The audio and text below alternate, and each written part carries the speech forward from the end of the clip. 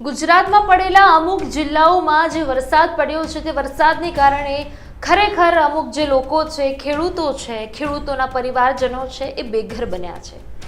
અતિવૃષ્ટિ એટલી બધી સર્જાઈ ગઈ છે કે જે જિલ્લાઓને રેડ એલર્ટ આપવામાં આવ્યું હતું, રેડ એલર્ટમાં હું બનાસકાંઠાની, કચ્છની, ખાસ કરીને સુઈ ગામ કે જે એકદમ બોર્ડર પાસેના જે વિસ્તારો છે એમાં તો અતિવૃષ્ટિ આવી ગઈ હોય તેવા દ્રશ્યો સર્જાયા છે। ખેડૂતોના ખેતરોમાં પાણી ઘૂસી ગયા છે, ઊભા પાક જે છે તે બરબાદ થઈ ગયા છે, ખેડૂતોના ઘરોમાં પાણી ઘૂસી ગયા છે કારણ કે ખેડૂતોના ઘર હોય નીચાણવાળા વિસ્તારમાં રહેતા હોય એટલે એમના ઘરોમાં પાણી ઘૂસી જવા પામ્યા છે। ખરેખર અતિવૃષ્ટિ અને મેઘતાંડવ થયા હોય તેવી દ્રશ્યો સામે આવ્યા છે।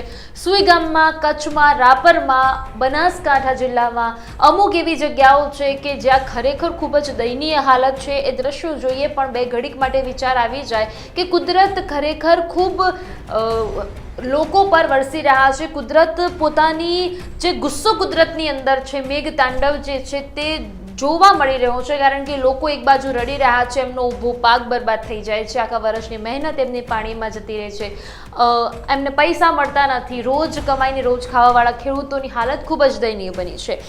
બનાસકાંઠાના ભાબરના ઉચોસરમાં કંઈક આવા દ્રશ્યો બન્યા છે કે જ્યાં ખેડૂતોના ઘરમાં પાણી ઘૂસી જતા પરિવાર એ બેઘર બન્યા છે, નોંધારો બન્યો છે। ખેડૂતના ખેતરમાં આવેલા મકાનમાં ચારે તરફ પાણી ફરી વળ્યું છે।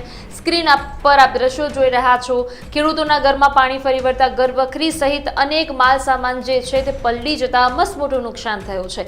ખેડૂતોને પોતાના બાળ બચ્ચાને બીજી જગ્યાએ રાખવાની ફરજ પડી છે, એટલે બાળ બચ્ચાઓ હોય પાણી ઘરમાં ઘૂસી જાય એટલે સ્વાભાવિક છે કે આપણે રહેઠાણ માટે બીજી કોઈ જગ્યાએ શોધવી પડે। રાત્રિના સમયે અચાનક ઘરમાં પાણી ઘૂસી જતા ખેડૂત પરિવાર જીવ બચાવી અન્ય લોકોના ઘરે આશરો લીધો હોવાનું પણ સામે આવ્યું। ખેતરમાં વાવેલા પાક સહિત ઘરવખરીમાં નુકસાન થતાં ખેડૂત પર આબ ફાટી નીકળ્યું હોય તેવી ઘટનાનું નિર્માણ થયું છે। ખેડૂતો બૂમો પાડી રહ્યા છે, રાડો પાડી રહ્યા છે। પંજાબમાં પણ તમે હાલત જુઓ, પંજાબમાં પણ કંઈક આ જ પ્રકારના દ્રશ્યો છે કે ઘર આગળ જાણે બસ મોટા પાણીના ધોધ થતા હોય એ પ્રકારના દ્રશ્યો સામે આવ્યા છે। ખેડૂતોની હાલત બનાસકાંઠામાં તમે જુઓ કે બિચારાઓ બચ્ચાઓને લઈને બીજા ઘરે જવા માટે, બીજા કોઈકના ઘરે જવા માટે મજબૂર બન્યા છે કારણ કે એ પ્રકારની આફત તેમના પર મંડળી આવી છે। ખેતરમાં નુકસાન થયું, ઘરમાં જે પણ ઘર વખરી હતી, કઈ સામાન હતો તે પલળી ગયો છે એટલે એ નુકસાન થયું, એટલે આબ ફાટી નીકળ્યું છે। ખેડૂતો બચારા તે એક સાંધેને તેર તૂટે તેવી પરિસ્થિતિનું નિર્માણ થયું છે।